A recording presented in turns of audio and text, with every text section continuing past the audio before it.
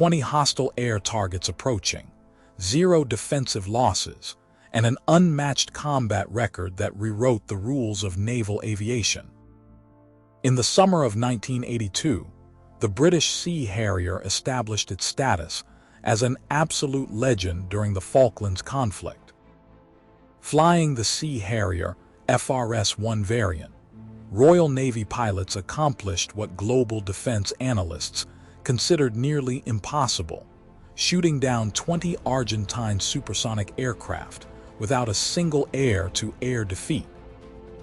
This defensive triumph relied on the advanced vectoring and forward flight maneuver, which utilized the 4 rotating thrust nozzles of the Rolls Royce Pegasus engine to decelerate from subsonic speeds to a sudden hover, leaving opposing fighters exposed and vulnerable to AIM-9L Sidewinder missiles. Yet, by the year 1993, the British military pushed this concept even further with the introduction of the Sea Harrier FA2, the first short takeoff and vertical landing fighter equipped with beyond visual range capability. By integrating the advanced Blue Vixen pulse Doppler radar, the Sea Harrier FA2 could track multiple low-altitude threats simultaneously, launching up to 4 AIM-120 advanced medium-range air-to-air missiles against targets over 70 kilometers away, making even modern heavy fighters look useless. However, on the 29th of March 2006, this formidable naval shield vanished. The British government retired the final Sea Harrier FA2 fleet, immediately leaving their carrier strike groups entirely defenseless against long-range aerial threats for over a decade. Why did a platform that revolutionized maritime dominance suddenly disappear from active service? Leading global defense analysts argue that, on paper, their only tactical salvation would be an incredibly high-stakes, multi-billion-dollar gamble on future fifth-generation technology. Before we go on, do you think retiring this naval icon was a historic mistake or a brilliant strategic move? Share your thoughts below, subscribe to the channel, and tell me where you are watching from. The downfall of this maritime powerhouse was ultimately decided by the laws of physics and intense internal politics.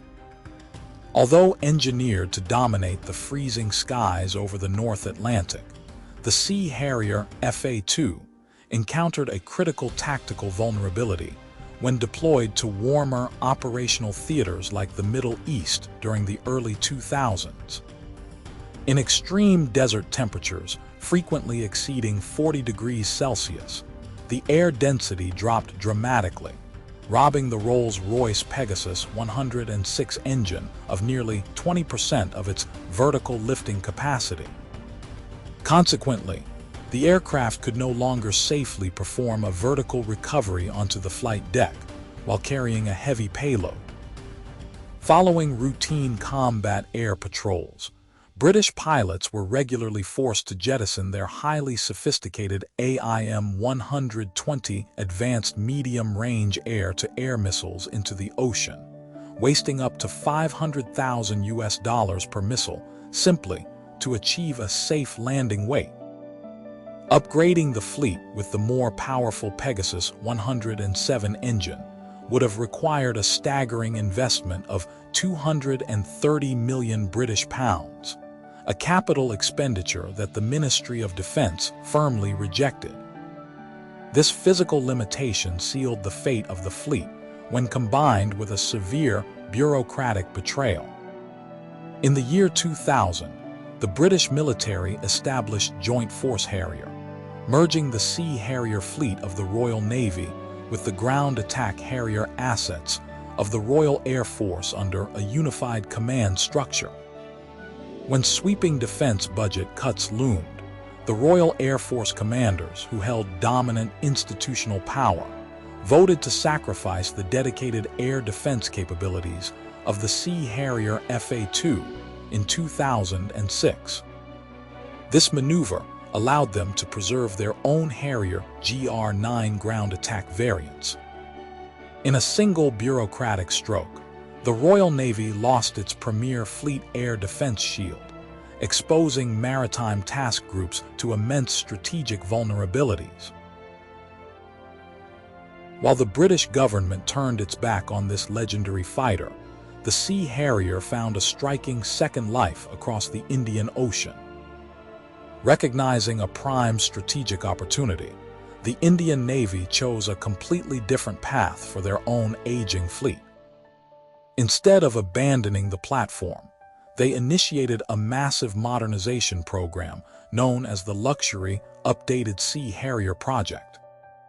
This critical upgrade replaced the older radar systems with the advanced ELTA ELM 2032 multi-mode fire control radar from Israel.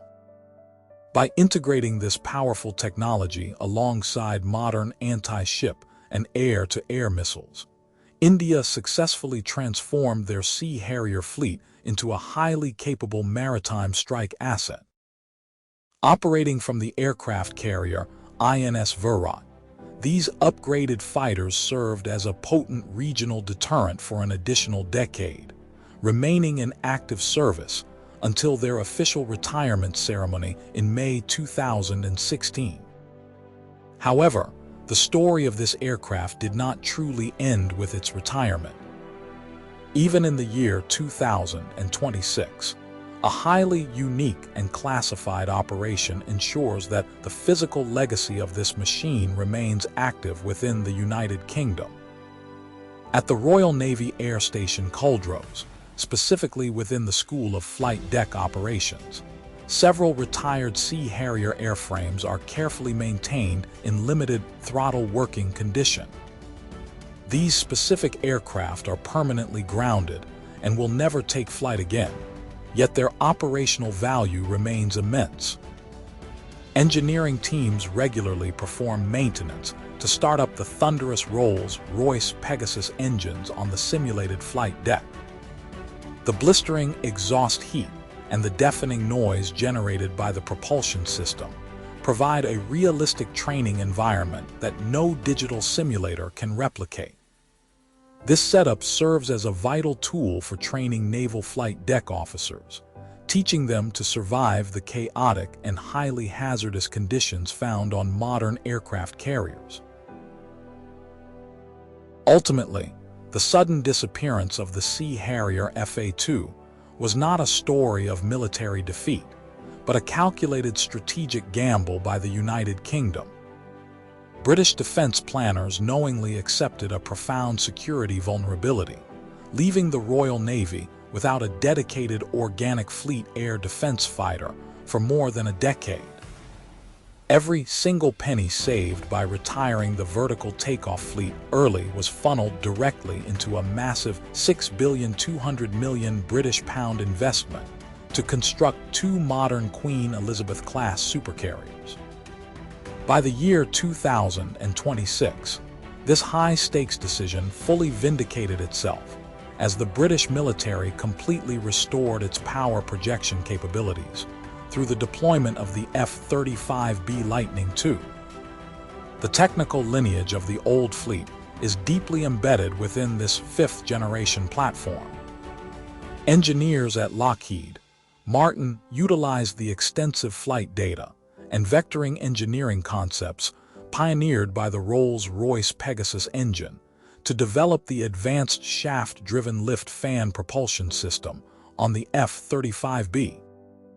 This modern technology now allows the United Kingdom, the United States Marine Corps, and regional allies like Japan to operate stealth fighters from short flight decks, presenting a formidable deterrent against long-range missile threats across the Indo Pacific theater. The profound lesson of this evolution is that true military dominance occasionally requires sacrificing an undefeated weapon system to pave the way for a generational leap in technology. The legendary British platform did not truly vanish, but instead evolved into a stealth combat aircraft that continues to dictate naval doctrines today. Now, Looking at the massive gaps left in naval defense during that 10-year transition period, did the ends truly justify the means? Let us know what you think in the comments section below.